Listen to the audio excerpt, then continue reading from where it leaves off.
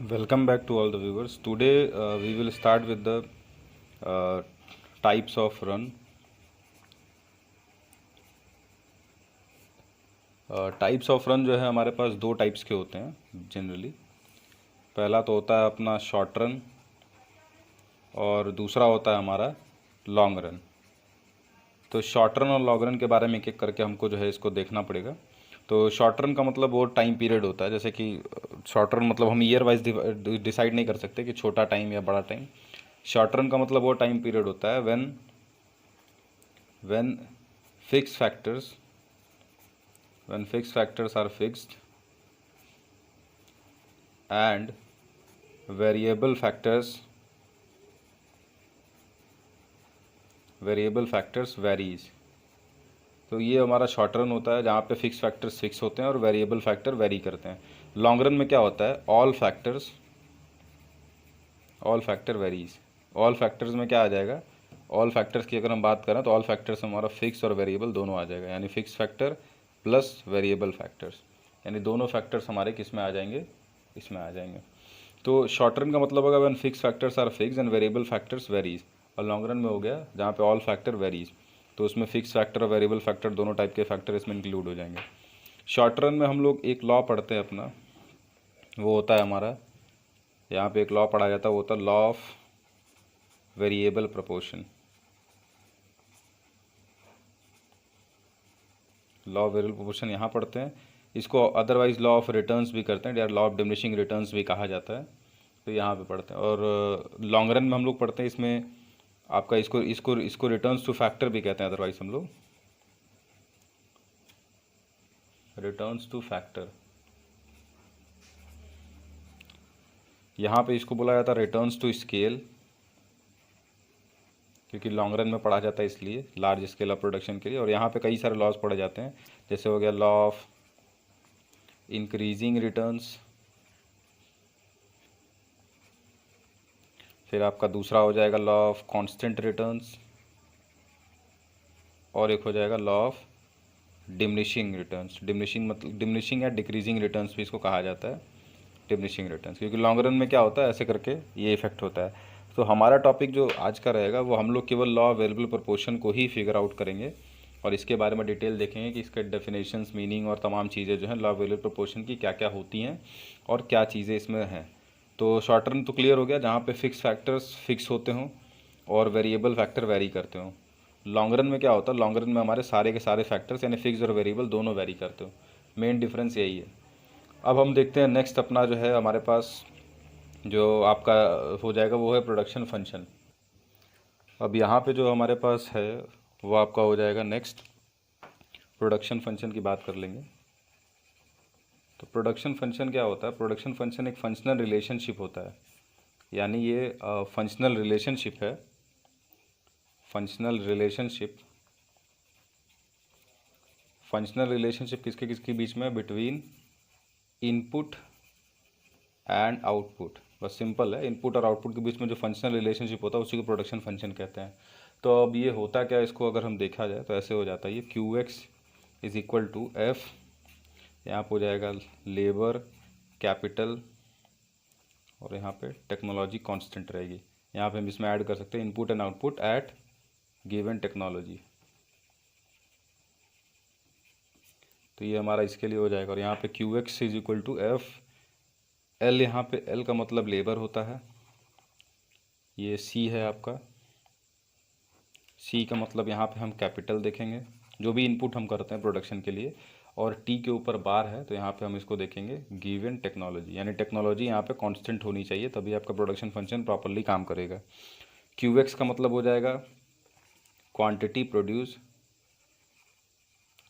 Produce की बात कर लेंगे, और एफ़ का मतलब हो जाएगा यहाँ पे फंक्शनल रिलेशनशिप, यानी फंक्शनल रिलेशनशिप जो हम लोग यहाँ पे देखते हैं वो फंक्शनल रिलेशनशिप इसका एफ का मतलब हो जाएगा। यानी टोटल प्रोडक्शन फंक्शन में क्या हो गया, फंक्शनल रिलेशनशिप होता है इनपुट और आउटपुट के बीच में। तो इनपुट हमारा ये हो गया लैंड, लेबर, कैपिटल, ये सब इनपुट में रहते हैं, गिवन टेक्नोलॉजी रहेगी आपकी। और बाकी आउटपुट में हम क्या देख लेंगे, आउटपुट में बाकी सारी चीज़ें हमारी आ जाएंगी। अब हम देख लेते हैं सीधा सीधा हमारा लॉ ऑफ वेरिएबल प्रोपोर्शन क्या होता है और क्या कहता है, उसके बारे में थोड़ा सा डिटेल देख लेते हैं। तो सबसे पहली बात तो मैं लिख लेते हैं लॉ ऑफ वेरिएबल प्रोपोर्शन। इसको मार्शल ने जब दिया था तो मार्शल एग्रीकल्चरल लैंड पे इसका यूज़ किए थे। उसके बाद धीरे धीरे ये प्रोडक्शन एक्टिविटीज़ में पूरा यूज़ होने लगा। तो जैसा कि हमने पहले ही बात किया है कि लॉग एक्सप्लेन करने के लिए हमको उसका definition, assumption, schedule, diagram, explanation सबको एक्सप्लेन करना पड़ेगा। तो उसी उसी सीक्वेंस में हम लोग जाएंगे। सबसे पहले हम देख लेते हैं डेफिनेशन। तो यहाँ डेफिनेशन ये हो जाता है कि लॉ ऑफ वेरिएबल प्रोपोर्शन जो होता है ये शॉर्ट रन में पढ़ा जाता है। यहाँ पे क्या होता है, यहाँ पे फिक्स फैक्टर, अभी हमने पीछे ही पढ़ा, फिक्स फैक्टर यहाँ पे फिक्स होते हैं एंड वेरिएबल फैक्टर जो होंगे वो वेरी करेंगे। Variable factor varies. पहला तो ये हो गया। दूसरी बात की ये क्या करता है, it shows the relationship between TP and MP, यानी टोटल प्रोडक्ट और मार्जिनल प्रोडक्ट के बीच में रिलेशनशिप शो करता है। तो यहाँ बस इसका इतना ही इम्पैक्ट है और इतना ही है कि बस लॉ ऑफ वेरिएबल प्रोपोर्शन क्या करता है, टोटल प्रोडक्ट और मार्जिनल प्रोडक्ट के बीच में रिलेशनशिप शो करता है, जहाँ पे कि फिक्स फैक्टर फिक्स, कोई एक फैक्टर को फिक्स मान लेते हैं या एक से दो फैक्टर को फिक्स मान लेंगे और बाकी फैक्टर्स को वेरिएबल मान लेंगे। तब हम देखेंगे कि अगर हम प्रोडक्शन इंक्रीज़ करते हैं, यानी कोई एक फैक्टर फिक्स हो गया और जब प्रोडक्शन हम इंक्रीज़ करते हैं तो हमारा क्या इफेक्ट पड़ता है टीपी एंड एमपी पे, यही हमको इसमें देखना है। तो अब फटाफट इसका एक एजम्पशन देख लेते हैं। एजम्पशन क्या क्या है इसके। तो एजम्पशंस मतलब होते हैं तर्क। हर लॉ को एक्सप्लेन करने के पहले कुछ एजम्पशंस होते हैं। जैसे पहला तो हो गया कि ये शॉर्ट रन में पढ़ा जाता है, शॉर्ट रन। दूसरा हो गया कि यहाँ पे फिक्स फैक्टर एफ लिख दे रहा हूँ, फिक्स फैक्टर्स यहाँ पे फिक्स होते हैं एंड वेरिएबल फैक्टर जो होते हैं वो वेरी करते हैं। तीसरा हो जाएगा यहाँ पे टेक्नोलॉजी जो है, टेक्नोलॉजी को हमको सेम रखना है, यानी टेक्नोलॉजी में कोई भी चेंजेस नहीं आएंगे। अगर टेक्नोलॉजी में चेंजेस आएंगे तो फिर आपका प्रोडक्शन स्केल बदल जाएगा, क्योंकि या फिर प्रोडक्शन इंक्रीज़ कर सकता है या डिक्रीज़ कर सकता है depending upon the use of technology. उसके बाद अब थर्ड पे हम अगर चलेंगे तो थर्ड हमारा हो जाएगा एजम्पशन के बाद शेड्यूल। तो शेड्यूल हम इसका देख लेते हैं। शेड्यूल में हमको चाहिए, पहली बात तो हम लेंगे इनपुट्स, उसके बाद हमको चाहिए टीपी, एमपी,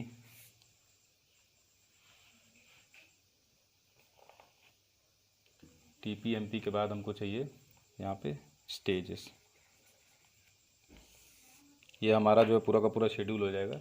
अब यहाँ पे एक एक करके हम देख लेते हैं कैसे कैसे वर्क करता है। तो सबसे पहली बात तो हम अपने हिसाब से, मेरे हिसाब से सबसे पहली बात तो हमारे तीन स्टेजेस इसमें होते हैं। तीनों स्टेजेस को जो है इसमें दिखाना है।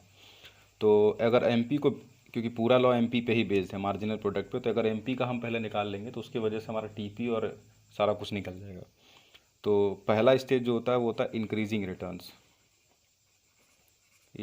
Returns two factor.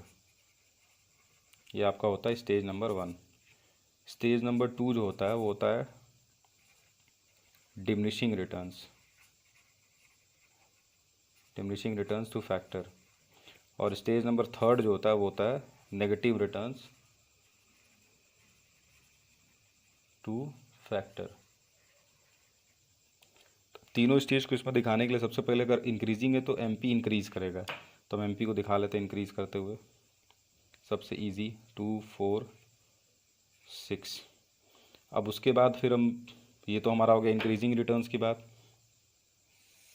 अब इसको हम क्या करेंगे, डिक्रीज़ कर लेंगे तो हो जाएगा ये 4 2 0, यानी ये हो गया आपका डिक्रीजिंग रिटर्न्स। और नेगेटिव में हम इसको माइनस में ले लेते हैं, -2 या -4 ऐसे करते। अब अब यहाँ भी हम फिल कर लेंगे इसी के बेसिस पे 1 2 3 4 5 6 7 8। ये आपका इनपुट्स हो गया, ये एमपी हो गया।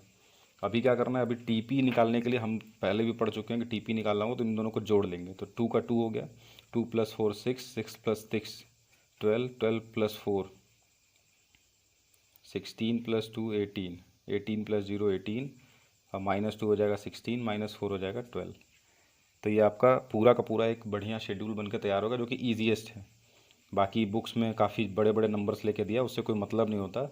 मतलब होता है दिखाने से कि हमको पहले एमपी को जो है इंक्रीज़ करके दिखाना रहेगा, यानी यहाँ से यहाँ एमपी हमारी बढ़ती हुई दिखेगी, यहाँ से यहाँ एमपी डिक्रीज़ होने के साथ साथ जीरो भी दिखाना पड़ेगा यहाँ पे, और लास्ट में एमपी नेगेटिव दिखाना पड़ेगा। बस इतना ही होता है। इसके बाद फिर हम देख लेते हैं इसका एक छोटा डायग्राम। अब इसके डायग्राम में जो है क्या क्या चीज़ें आएंगी वो देख लेते हैं हम,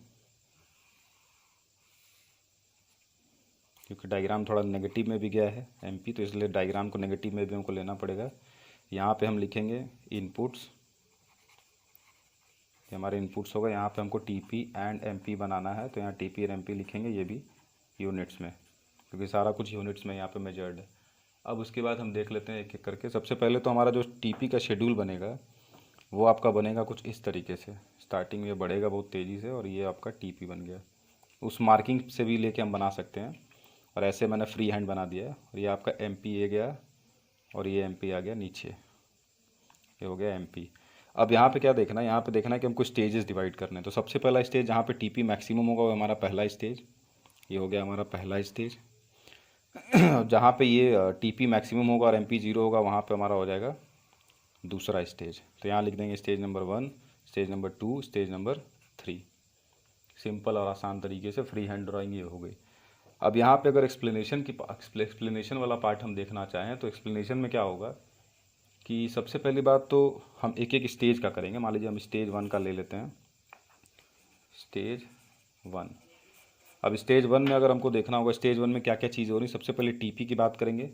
नंबर 1 टीपी, तो टीपी इंक्रीजेस, एकदम सबसे ईजीएस्ट वे में ये लॉ मैंने समझा दिया है, इससे ईजी तो कुछ नहीं है। TP increases eight increasing rate, increasing rate, ठीक। यानी टीपी यहाँ से यहाँ तक इंक्रीजिंग रेट पे बढ़ता है, तेज़ी से बढ़ता है। एमपी के साथ क्या होता है इस दरमियान, तो एमपी इंक्रीजेस, यहाँ लिख देता हूँ, MP increases and becomes maximum. Maximum मतलब यहाँ पे पॉइंट अगर हम डाल दें, कोई एम पॉइंट डाल दें तो मैक्सिमम एट पॉइंट एम। ये हो गया एमपी की बात। अब ये स्टेज होता क्यों है या स्टेज का नाम क्या है, तो स्टेज का नाम आपको पता ही है। स्टेज का नाम हो जाएगा थर्ड, अगर हम लिखना चाहें तो नेम इसका हो जाएगा इंक्रीजिंग रिटर्न्स, इंक्रीजिंग रिटर्न्स। उसके बाद बात करते हैं स्टेज नंबर 2 की। तो स्टेज नंबर 2 जो है वहाँ पे क्या क्या होता है, यहाँ पर लिख देता हूँ 2, स्टेज नंबर 2। स्टेज नंबर 2 में हमारा जो टीपी का केस होता है, टीपी इंक्रीजेस, ऊपर में इंक्रीजिंग रेट से, यहाँ पे डिक्रीजिंग रेट से, एट डिक्रीजिंग रेट, पहली बात। दूसरी बात एमपी के केस में क्या हो जाएगा, यहाँ पे MP decreases and becomes zero. यहाँ पे देखा ना एमपी, यहाँ पे हमारा टीपी जो है बढ़ता है, तेज़ी से बढ़ रहा है ये टीपी, लेकिन एमपी यहाँ से डिक्रीज़ करके यहाँ पे जीरो हो जाता है। उसके बाद नेक्स्ट हम तीसरा पॉइंट लिखेंगे, टीपी जहाँ पे मैक्सिमम है, टीपी इज़ मैक्सिमम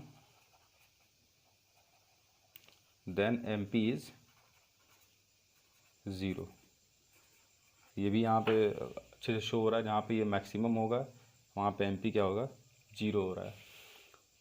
उसके बाद इस स्टेज का नाम जो है, स्टेज का नाम हमको क्लियर ही है, स्टेज का नाम हो जाएगा आपका चौथा पॉइंट, स्टेज का नाम हो जाएगा डिमिनिशिंग रिटर्न्स। अब बात करते हैं तीसरे स्टेज की। थर्ड स्टेज आपका हो जाएगा स्टेज नंबर 3। अब स्टेज 3 में क्या हो रहा है, तो एमपी आपका, टीपी आपका फॉल कर रहा है, टीपी स्टार्ट्स फॉलिंग। और जब टीपी फॉल करता है तो एमपी बिकम्स, यहाँ पे एमपी हो जाएगा बिकम नेगेटिव। और तीसरा आपका हो जाएगा, इसको बोलते हैं हम लोग नेगेटिव रिटर्न्स। यहाँ पे डायग्राम में भी इजीली शो किया गया है। यहाँ पे टीपी यहाँ से यहाँ गिर रहा है तो एमपी यहाँ से यहाँ नेगेटिव हो जाता है।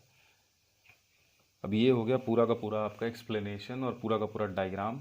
इसका पूछा जाता आइडियल फॉर प्रोडक्शन कौन सा स्टेज होता है, तो स्टेज नंबर जो 2 होगा यही होता है ideal for production, ideal for production, यानी यही स्टेज हमारा सबसे बढ़िया माना जाता है, स्टेज नंबर 2। बाकी और कोई स्टेज वैसा नहीं। बस आज की वीडियो में इतना ही। इसके बाद नेक्स्ट हम लोग देखेंगे उसके बाद वाले वीडियो में कि नेक्स्ट चीज़ें क्या हैं, उसके बाद वाले में देख लेंगे हम लोग। Thank you for watching this.